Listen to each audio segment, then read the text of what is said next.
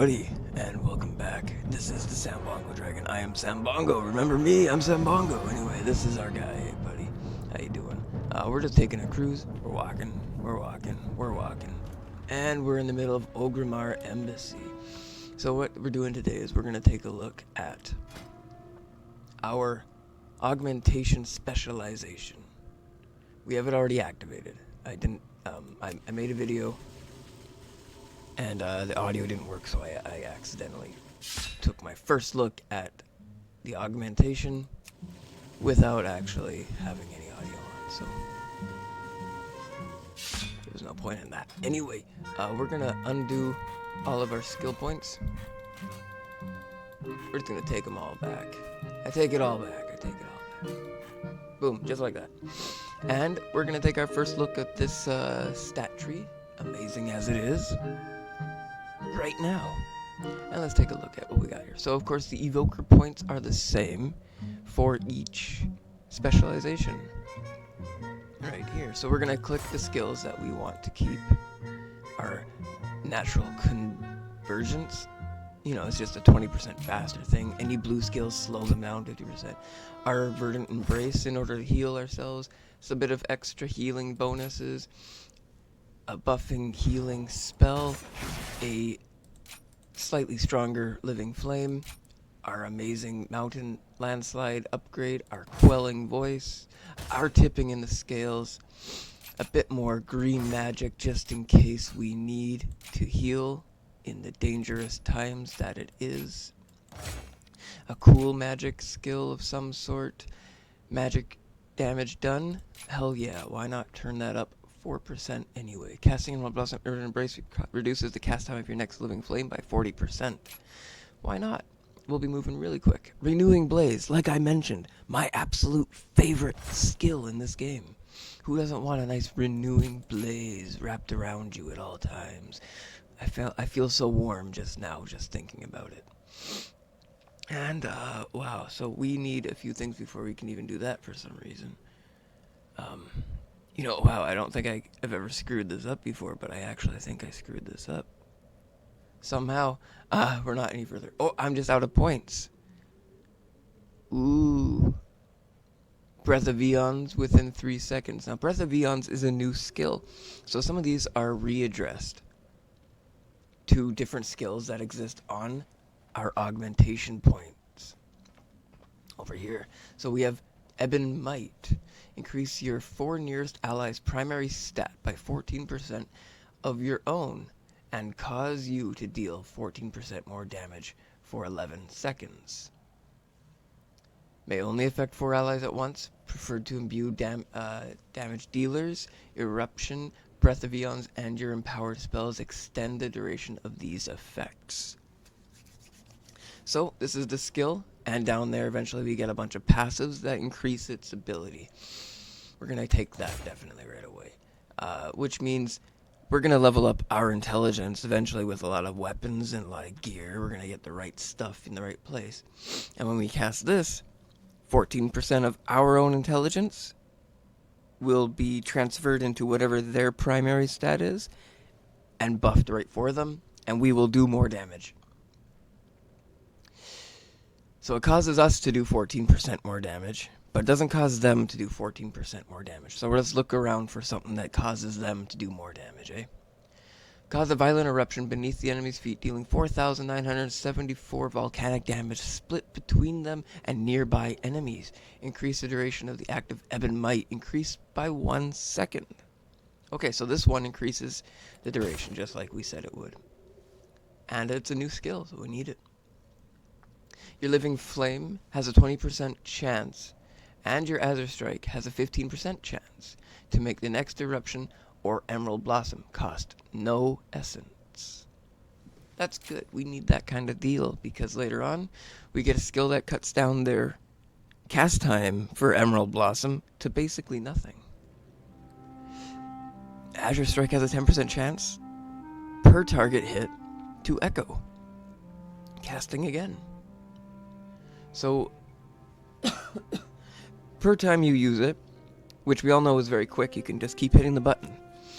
You have a 10% chance that it does an absolute double of damage. That's not bad, including the amount of damage done to the other people that it's connected to, because you hit more than one target at once, typically. At least in the devastation one you do. This one, I think you might have to earn one extra skill down lower for it, but I'm not sure. When cast at an enemy, Living Flame strikes one additional enemy for 100% damage. Or we can take the Pupil of Alexstrasza and cast one extra Living Flame at full damage to any monster in the area. It sounds pretty cool. Usually I like to focus on one enemy at a time, especially if there's a boss. It doesn't do healing, but it might. There's a chance it could do healing, because there's later on where it splits off and it does healing. Or an Azure Strike. So I think what we're going to do is we're going to go with the Azure Strike just for raw capability. We control that quite a bit here.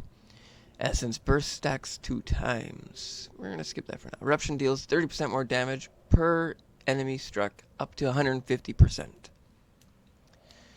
So Eruption can stack. Let's take that. Your Living Flame and Emerald Blossom are 30% more effective on yourself. Yep, we need that, definitely. Quell is reduced by 20%. Who cares? Alright, Upheaval. Gather earth and power beneath your enemy's feet and send them hurling upwards, dealing 10,696 volcanic damage to the target and nearby enemies. Increase the duration of your active Ebonite effects by 2 seconds. So 2 seconds longer of extra damage. Just like that, including their stat ability increase. Ooh, we might need that one. So let's go ahead and take Upheaval right away. Now we have the 5 Fate. Fatal attacks are diverted into nearby timeline. Prevent the damage and your death in this one. The release of temporal energy restores 37,829 health to you and 12,610 to 4 nearby allies over 9 seconds. Healing starts higher and declines over the duration. This may occur every 6 minutes. It's a passive effect. So passively, every 6 minutes, if a death blow is dealt, you'll be instantly healed to up to 37,000 or 12,000 health. We're going to give you a second chance at life right here like that. Defy fate. Let's do it. Breath of Eons. Fly to the target location, exposing temporal wounds on enemies in your path for 11.2 seconds. Temporal wounds accumulate 21% of damage dealt by your allies affected by Ebonite. Then critically strike for that amount as arcane damage. Apply Ebonite for 5 seconds. Removes all root effects to your immune and movement impairing and loss of control effects while flying. Alright, so that just basically means it's going to reapply our Ebonite for 5 seconds. It's going to sponge all those movement impairments, including the part where you can't fly. For some reason. Because, maybe we're in air when we have this on or something like that. Or it lasts long enough and we get struck out of air. You never know. Anyway, it's also going to take the critical damage accumulated from all the extra spell stats from your team, turn it into arcane damage, and send it right at them. So that's amazing. We gotta have the Breath of Eons. We gotta bestow Wurstone. So conjure a pair of Wurstones for you and a target ally. And yourself can only allow ally may bear one of your Wurstones at a time. Only one ally. A Wurstone can be activated by the bearer and transport them to the other Wurstone's location if they are within 100 yards. So within 100 yards, you can get someone to teleport right back to you. We're not a proper healer, but we are a decent healer where we can have a bit of an area of effect, or I can find them easier to get the Verdant Embrace on them, including some of the extra DPS that might send the enemies away. It might be a safer place. I like it. Do it one at a time. I think I'm going to take it, even though I don't see a lot of use for it right away. Azure Strike reduces the remaining cooldown of Landslide by 1 second per hit. So we can send more landslides right over here. Right back here. In every 1 second per hit. That's not bad. Maybe we want that. Flying damage. While flying during Breath of Eons, 50% of damage you would take is instead dealt over 10 seconds. So, we absorb the damage and we send it back. That's okay. Enchant an ally to appear out of sync with the temporal flow of time. Reduced threat they generate by 30% for 33 minutes. Less effective on tank specialization allies may only be placed on one target at a time. So if you got a character in your group that seems to be troubled with the aggro of monsters or just has less health and defense, you hit them with this and they will for 33 minutes not attract too many attentions. We're going to take our timelessness with us. Landslide causes enemies who are mid-air to be slammed into the ground, stunning them for 2 seconds. Eruption essence cost is reduced by 1. When allies deal damage with temporal wounds, they gain a shield for 100% of the damage dealt. Absorption cannot exceed 30% of the maximum health. So a shield for 100% of the damage dealt. Absorption cannot exceed 30% of the maximum health. That's kind of interesting because if you have maximum health and 33%, the shield can't go any higher than that. But you can absorb 100% damage, which means all the damage goes into it instead of just a certain amount of damage, which is just as good. That means you wear off a shield eventually, but we might need that one. Breath of Eons reduces enemies' movement speed by 70% and reduces their attack speed by 50% for 11.2 seconds. Perilous Fate. Sounds pretty soup to me. I don't know about you, though. I think I'm going to go over here with the Chrono Ward. It goes well with our Bestow Wearstone. We got a shield. We got a aggrolessness. We got a Wearstone just in case we can't keep up with one of the guys that keeps dying. And we can always cast Living Flame to heal them up again. Remember, we're still a healer. And a good one. Evoke a paradox for you and your friendly healer, allowing casting while moving and increase the range of most spells by 100% for 11 seconds. Affects the nearest healer within 60 yards if you do not have a healer targeted. Therefore, this increases their span so they can heal you. If you end up all the way over there, they can still heal you. Wow, that's pretty good. You got 100% extra range. I think we need to give them that and take it ourselves. Now what we have is Symbiotic Bloom. Emerald Blossom increases healing received by 3% for 11 seconds. Oh, 6% for 11 seconds. Okay, and it is a passive. Emerald Blossom increases target's healing for 11 seconds.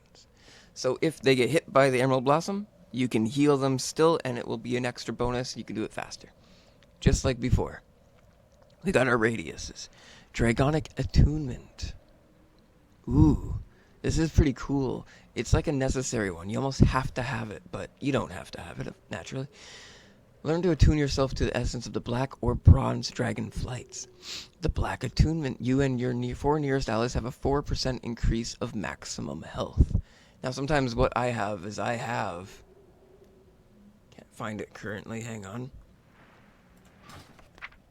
I have 90,000 health, right? So 4% of 90,000 is like, what is that? It's like 4,000, right? It's like 4,000 health, right? How much is that? I may need a calculator to find that out. I can do the math in my head here. 90,000 divided by 4, or 100,000 divided by 4. Sounds like it's 4,000, so maybe that's not so much. Anyway, but it is pretty cool. So you and your 4 nearest allies for the bronze attunement have 10% increased movement speed. So we can move a lot faster, just for no reason. or for no reason have 4,000 extra health.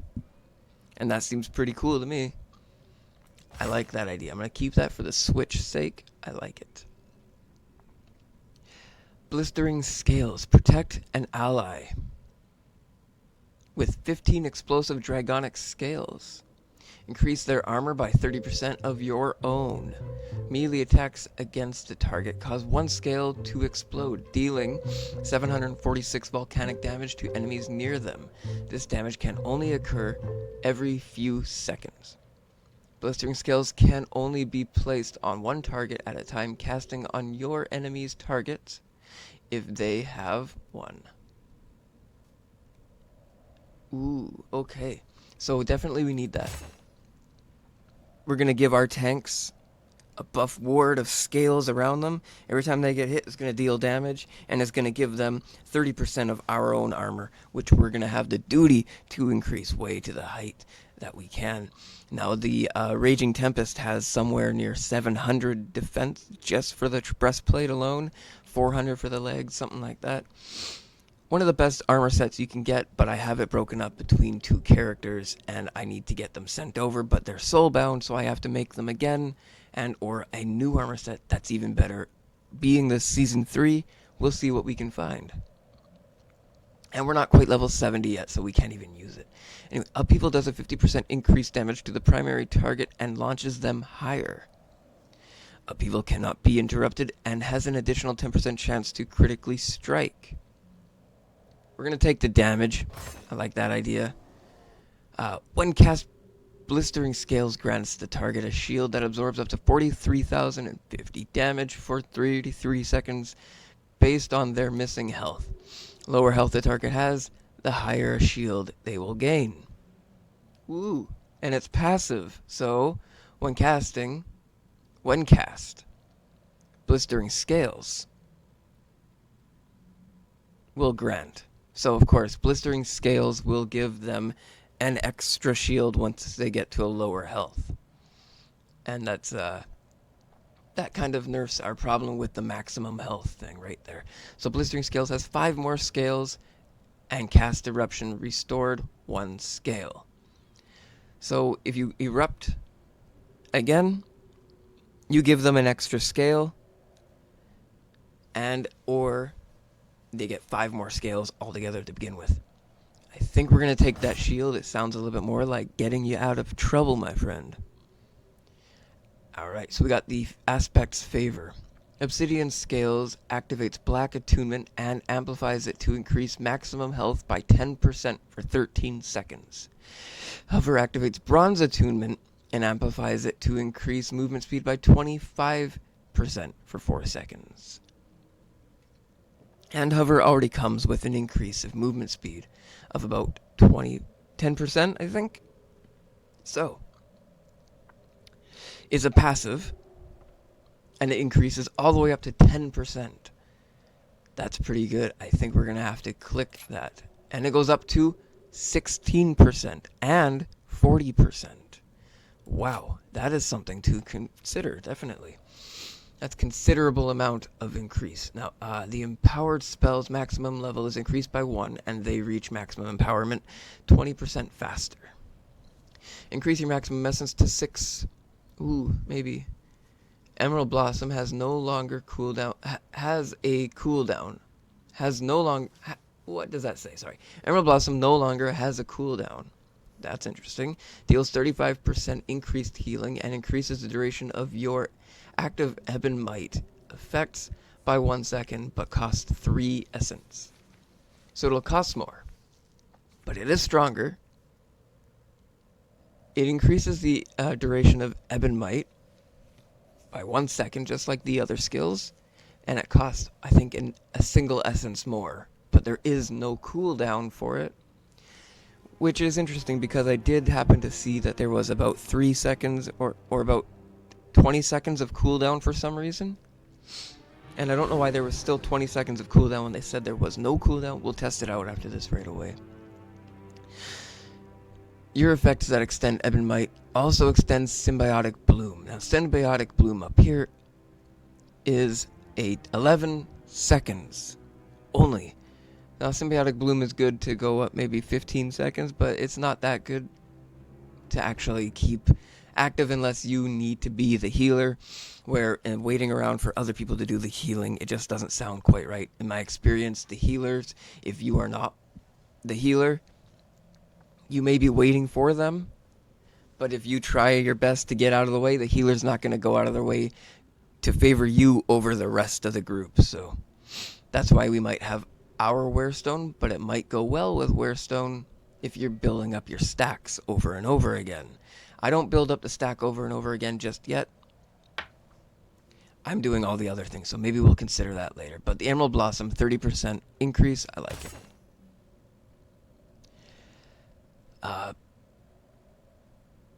Prescience. Grant an ally to gift of Foresight, increasing their critical strike chance by 3% for 20.2 seconds. Affects the nearest ally within 26 yards, preferring damage dealers if you do not have an ally target.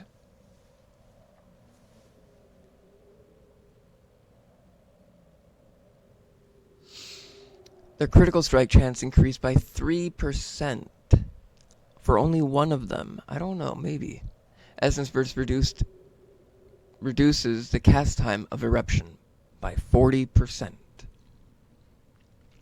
Now, if you know anything about this game, you got to get your skills out there one after another the most you can. We run out of mana eventually. We do have this here, Source of Magic, and that might do what we need. But each time Blistering Scales explodes, it deals 10% more damage for 13.4 seconds. Stacks up to 10 times. So we could have a very reactive hide. It's passive, it just increases the skill's ability. So it's called Reactive Hide or Hoarded Power. And this is where things get interesting. The Essence Burst, I like that idea, but we might need our Reactive Hide. Now, consuming Essence Burst grants you up to 5% intelligence for 6.7 seconds, stacks up to 2 times. So a 10% increase is not bad, especially since you will be increasing their stats based on your primary stat, and the Evoker is an intelligence primary stat. So when you collect Essence Bursts, 5% more may be quite a bit. So Essence abilities have a chance to form a moat of diverted time near you. Anyone who comes in contact with that moat gains 10 seconds of reduced cooldown to their major abilities. So there's a quick little thing for you guys to just pick up if you need it. But I don't know if I need that just yet. I'm going to look at the other skills here. Essence Burst, 20% cooldown, or Essence Burst reduces cast time by 40%. I'm going to go with that one to move us a little faster. Eruption reduces the remaining cooldown of upheaval by 1 second. That's a lot, because you can use it again.